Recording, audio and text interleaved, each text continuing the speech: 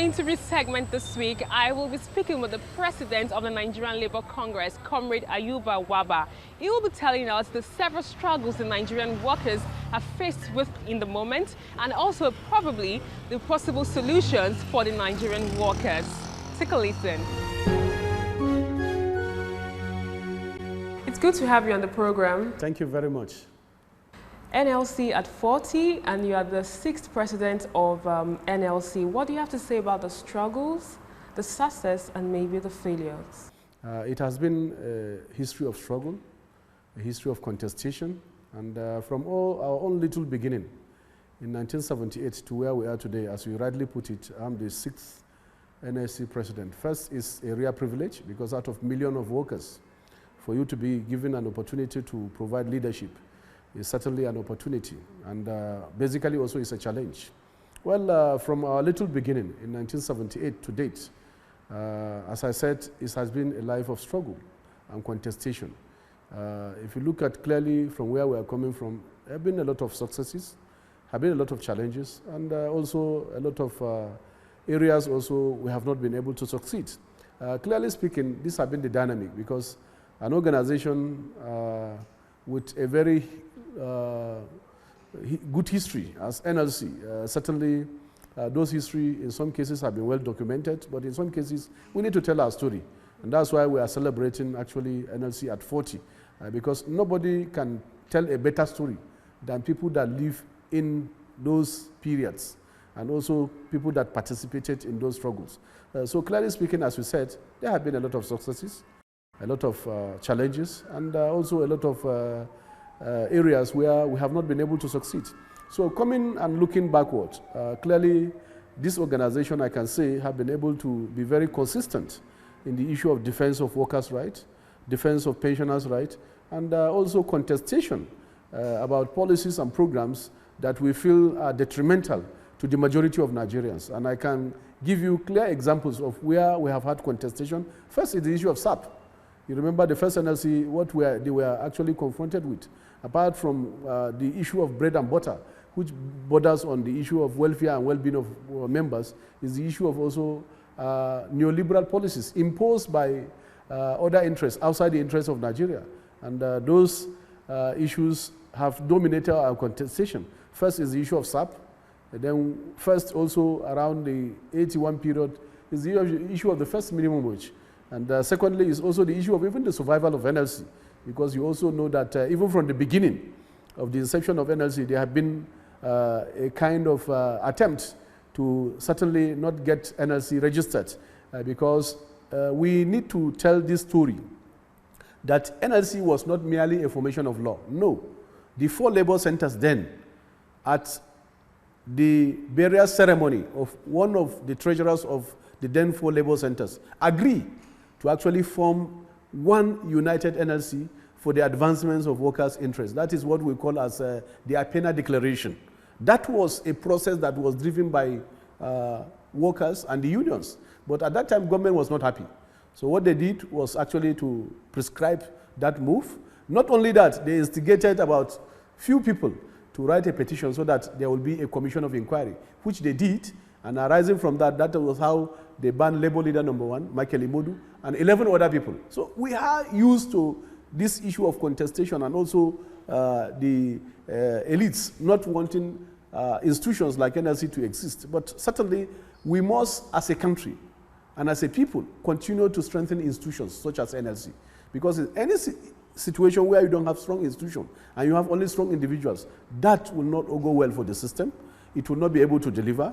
Today, most countries around the world, they are stronger because they have strong institutions. Even the fight against corruption, if you don't have strong institutions, certainly it can't stand the test of time. And that's why I think part of the foundation that was laid by our founding fathers is to have, one, a conscious effort to try to build an institution that will remain focused to the ideals of our founding fathers. And all through our history, all our leadership have tried to conform to those principles, that when you see wrong in the society, you don't need to sermonize over it. You need to point to even the powers that be. We should speak to power that these issues are not correct, and therefore we must be able to engage them in contestation from military to civilian. This has been the philosophy of NLC, and all subsequent leadership, including myself, will have to conform with this solid foundation that have been laid by our founding fathers. So far as the NLC president, what would you say has actually been the challenges you've faced so far? Well, you can see that there have been a lot of changes in the world of work. Not only that, even the political dispensation is not quite different from other regimes. There have been continuous attack on workers' rights. There have been issue of serious contestation. And the issues have not changed, because why they have not changed is because the key actors that still determine our internal policies are still those key actors that have interest in Nigeria, IMF and World Bank. That's the truth. And at the inception of every regime, from military to civilian, you see them coming calling. Two issues: devaluate your currency, remove subsidies, privatize all public enterprises. These policies have taken us nowhere. And therefore, that is why the issue of contestation have remained. In fact, they will say reduce workforce. We remembered, even in the present dispensation, when IMF came calling, what was their recommendation? One is remove subsidy, privatize all public enterprises. 3, reduce the workforce. 4 is the issue of sale of public enterprise. So these have been the contestation. And therefore, this has remained a challenge for all of us. If we cannot develop internal policies that will be homegrown to address our peculiar problem, quite different from other parts of the world, then we have not arrived. And this has been the issue. Within our system, you still have those people that are planted from IMF and World Bank. They determine what happens. They determine what process is driven, not in the interest of Nigerian citizens, but in the interest of few. And therefore, this has remained a central issue to our contestation. NLC have actually been at the center of contesting the issue, because also our colleagues from around the world have given us sufficient information about some of those issues. That's how SAP started. SAP did not start from Nigeria. In fact, it started from other countries, and we have heard of the ill of SAP. Then suddenly it's now cropped into Nigeria, and that's how the contestation started. These have not ended, because the effect of SAP and some of these neoliberal policies is still in place. And that is why today, in the context of Nigeria, unemployment has become a very serious issue. We have opened our borders very wide. We don't produce, and yet Nigeria has become a dumping ground for all manner of products. And that's why we have challenge. That's why our currency is not stable. You remember, as far back as 1978, the naira was stronger than the dollar. But today, what is the situation? When will the issue of devaluation of our currency stop? That's the question, critical question, that we must ask ourselves. Must we continue to allow our currency to be devaluated? Whereas other parts of the world, what they merely do, because their currency is the world currency for doing trade. They just produce those currencies, and yet we now allow our goods and services to be transported or transferred to them. So those are the issues. And those are the issues that NLC have remained very firm on. And we have been able to, in some cases, succeeded. In the issue of SAP, we created the awareness, you remembered. Nigerians were on the same page with NLC, but at the end of the day, they went behind to actually take this loan from IMF. And we are paying the price up to today. And therefore, clearly saying, I think as an institution, we have lived to our bidding of advancing the interests of workers and Nigerians at large, but also remaining very consistent in making sure that those rights are defended to the latter. Yes, clearly we have made some successes, as I said, because even the first minimum wage in 1981 was not given to us on the platter of gold. It was through serious contestation. It was then agreed in 1981, where we first, Labour, NLC in particular, first actually succeeded in winning the battle to have a national minimum wage. It was 125 naira. And at that time, 125 naira was equivalent to $200. Looking at where we are today, what is the value of 18,000? Less than $50. So clearly, this has been the context of our contestation. Yet, in the present system, because in the past, the issue of payment of salary, pension, and gratuity is even given, is taken for granted. That you don't need to contest as a worker or as a unionist, that at the end of every 30 days, you are sure that your salary will be paid, because it's a legal issue that a worker is entitled to his wages after 30 days. But what do we see? Even in the current democratic dispensation, where a worker will work for 9 months, like in the case of Kogi, and he's not being paid. Or where 36,000 workers will be penciled for sack, like in the case of Kaduna. And yet we call it a democratic process. This is the challenge. A lot of things are happening. So clearly saying there have been challenges, and we are seriously working to confront them. In some cases, as I said, we have succeeded, even in the intervention in some of the states. Some have been very reasonable. We have intervened and we have been able to succeed. But some are recalcitrant, some of those employers, especially our political elites. They have been very adamant and the engagement is ongoing. But the beauty of democracy is that when you do well for the workers and pensioners, they know, and they will reward you with their votes. But the beauty is also that when you treat them as slaves, as non-entities, time will come also when you need their support. So clearly speaking, this is the approach we are trying to now address, and we are trying to carry all our structures on board. We have activated our structures, particularly our state councils. You remember we had 2 retreats. One for the leadership, that is President and General Secretary of the Union, which took place in Calabar, and the one of state councils, which took place in Sokoto. We have come up with very clear ideas on how to continue to respond as we have changes in the world of work, because the system globally is dynamic.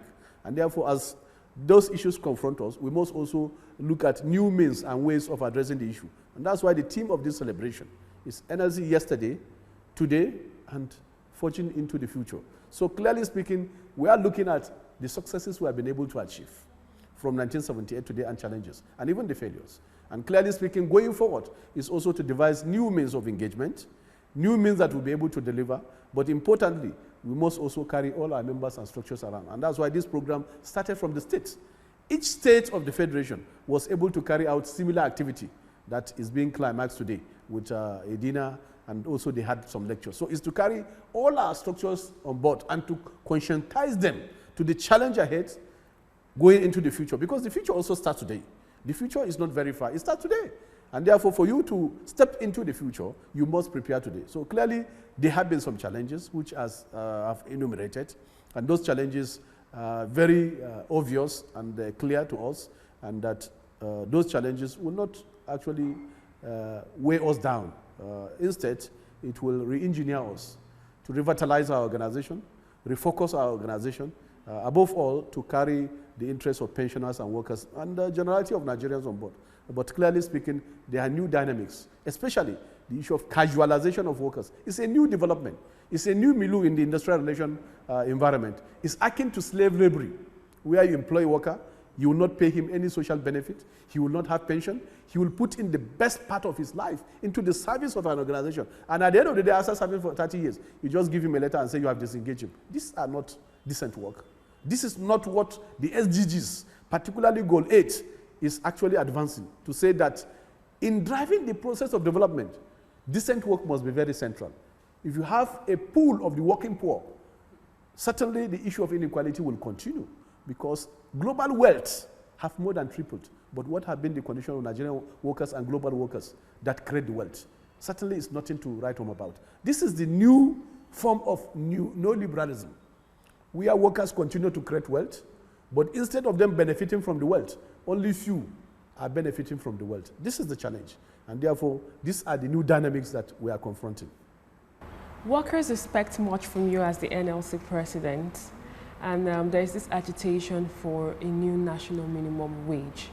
What's your take on this, following the Minister of Labour's updates that a new minimum wage will be implemented by the third quarter of the year?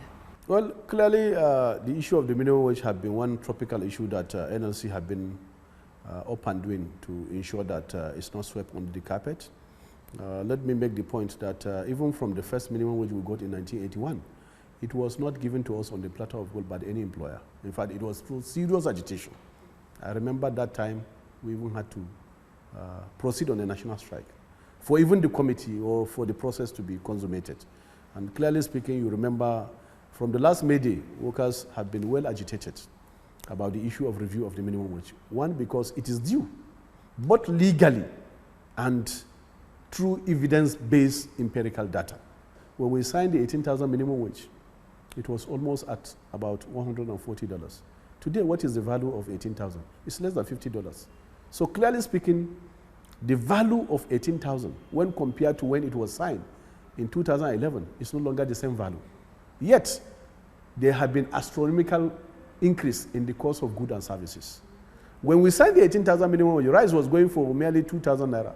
Today, if you want to buy rice, you know for sure, which is a staple food in Nigeria, you know for sure that it's over and above 10,000 naira, even the most lowest quality. Transportation have gone up. Cost of fuel have gone up. So clearly speaking, from evidence-based empirical data, this demand is legitimate, is justifiable, because the template for setting and review the minimum wage has to be evidence-based. And clearly speaking, this is timely. And that is why we made the demand. As far back as 2016, we made a formal demand to demand that the minimum wage should be reviewed. And that's all we can take on this episode of Labor Lens. Join us next week for a fresh edition of the show. I am Sharon Ijason. Thanks for watching, and remember, labor creates wealth.